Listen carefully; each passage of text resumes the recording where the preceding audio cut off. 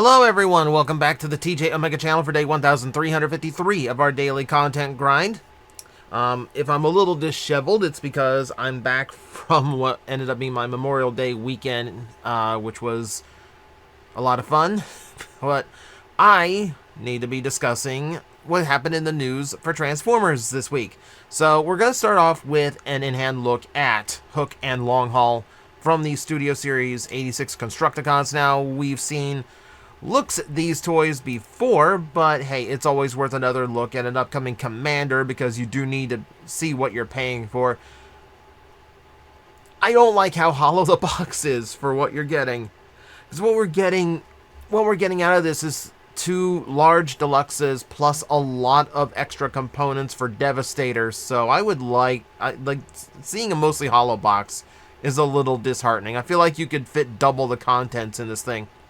But if you are questioning that, I will tell you, retailers, they really don't like when anything like this is changed size-wise. They like you to keep the same price points. They like you to keep the same sizes. That's why nothing changes. That's why they'd rather like shuffle things around in a box like this to make the space worth it rather than just make the box smaller. So it's the consistency thing they like. So let's just kind of take a look through the parts now that we have it out of box. Someone other than Hasbro taking a look at it. We're always going to get this Hook now that has a gigantic head in the middle of its crane mode, and that's always going to be a detriment to Hook as an individual figure. It doesn't look horrible. It definitely looks off compared to the G1, but it doesn't look too bad. I like seeing that Long Haul is a lot thicker, and it looks like a little bit taller than his brethren. You know, because, of course, he's going to be the bulkiest, forming the pelvis section, even if he's got another component filling most of that space. He doesn't look bad, though. He doesn't look bad. The knees in the middle of the truck bed are weird, but that's working with the animation model. I can kind of understand. And for the rest of him, yeah, like I like how he looks. It definitely looks better than the last attempt, though I have a soft spot for the last attempt. And then Hook is kind of Hook. Like, he's just kind of doing his thing. Here we have, like, what we can... It's interesting to me because, like, the leakers, like, they could have Scrapper, you know. It's interesting to me that when someone can get a hold of an unreleased figure, or at least a figure that hasn't been released in the continental United States or North America yet, but they can get, you know, but they cannot get something that's been out at retail. Like, I've seen a Scrapper on a toy shelf. Yeah, that's what everyone's going to be talking about with this guy, is just how much is hanging off his lower back. It's basically all of Long Haul's legs. Now, the outstretched one is not how it's supposed to be. The curled up one, that's the actual transformation. So don't take this as, like, exactly the way it's going to look. It's still going to be a big block on his lower back, which is unfortunate, but is what it is. The invisible scavenger as the right arm. All the okay, so I'll let you look at those in your own time. Some people don't want the spoilers on how everything transforms, but it does look like instructions for everything for the combination come with him. So you're only going to have to keep, for Devastator, you're only going to have to keep hold of one set of instructions. That's nice. Okay, so yeah, if we're taking this as like two upscaled deluxes with a lot of extra engineering, yeah, then this is going to be essentially $70 plus 20 bucks for all the extra components you need for Devastator.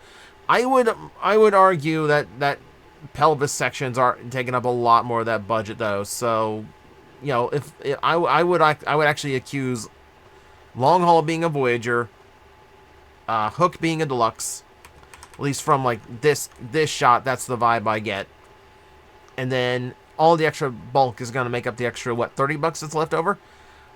Okay, fine. I can see why it's a Commander. I can see why it ends up as Commander class. Let's move on to another multi-pack, and this one's going to feel a lot more complete out of the box. We have more in-hand shots for the Hearts of Steel Optimus and Starscream, which I'm really, really looking forward to. The box itself is beautiful. I love when they put all the extra effort into the box design like this. And then, yeah, opening up to reveal the two halves, that's actually a really cool way of doing a special release. Remember, these are deluxe class figures, so this gets a little bit impressive when you start looking at it. We have looked at these guys before, so I'm not going to spend too much time on them, but hey, a new gallery is a new gallery, and I do really like looking at these. They are very posable, which is good to see. Yeah, there's your good comparison shot you wanted to see. Okay, so he's about deluxe size, as tall as Devastation Optimus, but a lot wider. And I'm pretty sure you're going to be happier with the vehicle mode. Yeah, and then Starscream, yeah, like Starscream is just a really cool design. That's the one I'm happiest to get out of all of this. Oh, is that the official Bumblebee? Why didn't you show comparison shots with the Bumblebee? Show me more of the Bumblebee. Don't tease me like that. Don't tease me like that. Bring back the Bumblebee. Okay, never mind. Never mind. Yeah, these two look really, really good. I am very excited for these two. I really want this subset of like the main four in different eras from different inspirations throughout Transformers universe to actually take off, because I would love to have a new set of these guys every year in whatever crazy obscure designs Hasbro decides they want a toy of finally. Now, speaking of, since this is vaguely related, we're going to talk about this rumor that came out. So, leakers are starting to show off this accessory with their leaked toys that is obviously a 5mm compatible Megatron in gun mode. This is rumored to be an accessory for 86 Megatron, so that even though he is a tank, you can still arm any of your Transformers with him in gun mode. As such, it is a little bit weird looking. That barrel is absolutely too long. But also I can understand not wanting to make it look too realistic as well. Even at a small size, they're not going to take any kind of chances with it. So, okay, I get it. But still, it's nice of them to include. I mean, I don't think this is like a rumor or anything. This is absolutely an accessory for the 86 Megatron. This just basically is just the leakers teasing us and telling us we're going to show it off soon. So I'm fully expecting to talk about it either as its own video if it's good enough, or as the start of next week's news roundup. One or the other. Now, new toys also extend into Transformers EarthSpark, where I still cannot find a single store around here stocking EarthSpark anymore, so fat chance I ever get the deluxes without paying overprice. But we do have this shot of a brand new Optimus and trailer set, and it is a different set. So the one up top is the previous trailer set that came out. I believe this is the one that's still available at Target, because that's just taking up space. But this one is a marked improvement. I believe we're using the deluxe mold. Hang on, let me double check here. Re-release of EarthSpark Warrior class. Okay, no, never mind. Oh yeah, because it's gonna have the armed gimmick. Anyway, point being, the big thing here is that the trailer unfolds much like the original G1 trailer, and inside is one of the giant cannons that it was shown with in the cartoon, which is kind of a cool little addition to throw in. Okay, there's your Warrior class. Now I see it. It's a different way. It's different. It's throwing me off because it's different. There's a different deco. Now you know what? Never mind. I think that's just weird lighting. Speaking of, there is light up features on this one, which is getting kind of rare. So that's kind of cool. It's a much more simple take on the Prime trailer, but it is accurate to how it was in season 2 of the show. So I'll take that. Someone in third party, or someone, no third party is going to do this. Someone let me do 3D print models for me of just all little drones to fill out the rest of the trailer, just so I can do everything that trailer did from the show.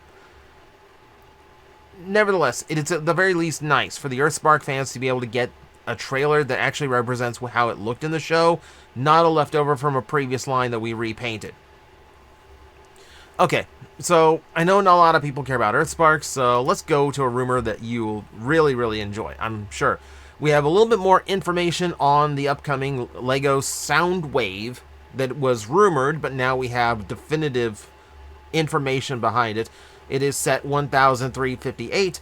It is 1,502 pieces. Those 2 pieces, I always love when there's just 2 pieces left. $179.99 is the most expensive a Transformers Lego set has been so far, but I can kind of understand that for Soundwave, especially because it is apparently going to include the Lego Sound Brick, meaning he is actually going to be able to play some kind of audio. What that is, who knows? A voice clip would be super cool. A little bit of the theme song would be easy to do. Who knows? Who knows? But for those not familiar, this is how Lego leakers put out all their information, because frankly, if they showed photos of the box or something ahead of actual announcement, it's not going to go well. Lego is way, way worse about leakers than Hasbro is. Hasbro kind of views it as free publicity. Lego takes it extremely seriously. We do know it's coming out on August 1st, though, so it probably will not be long before we actually get to see it from Lego themselves. Other official third-party Transformers stuff coming out. We have our first look at Hot Wheels Trax, one of the upcoming Color Shifter Transformers.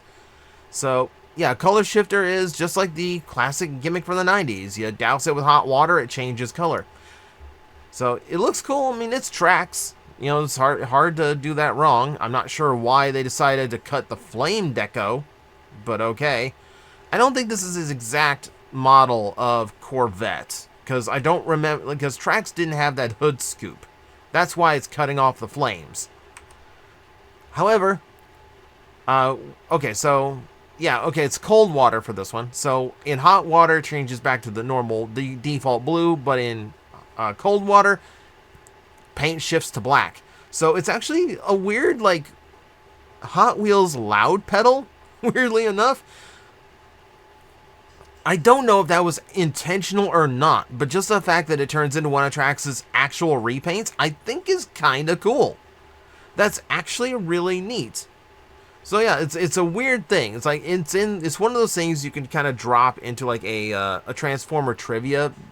You know, like what's the most obscure Transformer character to have a Hot Wheel? Loud pedal, technically. For everyone in the UK, congratulations, you are now able to see Transformers 1 on Paramount Plus. This took a long time. My heart goes out to the UK Transformer collectors who have to see the rest of the world get a hold of all the toys first. And obviously for a lot cheaper. But also, yeah, things like this getting delayed this long is kind of ridiculous. But hey, you can see it now, and I will still push this as a really, really good movie. Go see it. It's fun. And this is still like very high up on my list of best Transformer movies. Very high. A company called Overlord is releasing baseball caps, or trucker caps, whichever you would want to call this. Basically, yes, they are hats for Transformers. No big surprise here. And, yeah, it's basic stuff. There's a patch for Bumblebee, the yellow and black hat. Okay, that's pretty simple. Pretty basic there. Megatron, okay, gray and black with that little trace of purple. It's a Decepticon color. It's, not the secondary color he should have. It should be red, if I'm going to be very much a stickler here. But it is what it is. And then you get the grid pattern on the underside with a gradient. That's a really cool little touch. Then, yeah, Optimus Prime. Optimus trying to be cool dad, and it's not working. I don't like that art. I don't like that art for Optimus. That's weird. That's a weird choice. But no, Optimus Prime has the hat too. Little gray squiggles there on the top. Red gradient. And then Starscream, again getting purple because Decepticon. I'm actually kind of surprised. Like, I would probably have made, like for Optimus, yeah, the black, like, he's got the blue bill, which is fine. And then for Starscream, I probably would have gone with an off-white. Probably would have gone off-white for the bill. Oh, some missed opportunity here. I think these could have been done a little bit better. In the very least, the default here should have been to just have, like, an Autobot or Decepticon symbol version. That would have been nice. Weird choices. I'm not entirely happy with the choices here, but hey, if you like them, you like them. I'm not going to hold you against it. Hey, at least it's Transformers getting some hats, right? So I won't take that away. Now, on the other hand, we have a lot of watches. Oh, and by the way, I don't care if it wouldn't sell. If a company called Overlord doesn't do a G1 Overlord hat at some point, even if it's just like a limited run thing, something has gone wrong. I'm just saying. Now let's talk about the watches, because oh my god, we got so many of these. So a company called Infantry is doing a whole bunch of Transformer watches, and these look cool enough. You know, they've got a whole collection of them. None that are like character centric outside of just color inspiration. So like obviously I can see an Optimus Prime in the blue and red. I can see a Bumblebee with the yellow and black. You know, you can take, you know, one of the silver ones is Megatron. The weird thing about these watches, blind box. They are blind box Transformer watches. Okay, this is what they did. Okay, so it's subtle. You can see the character etched inside. Why is Optimus a silver and dark blue one? Bumblebee is the correct color. Why did you do that? There's Megatron, once again accented by purple. Yeah, like, okay, neat watches, but like, why blind box this? Why blind boxes? Like, and these are decently made watches. Like, they, you know, they've got the hour and minute even. Like, and yeah, like they don't look cheap.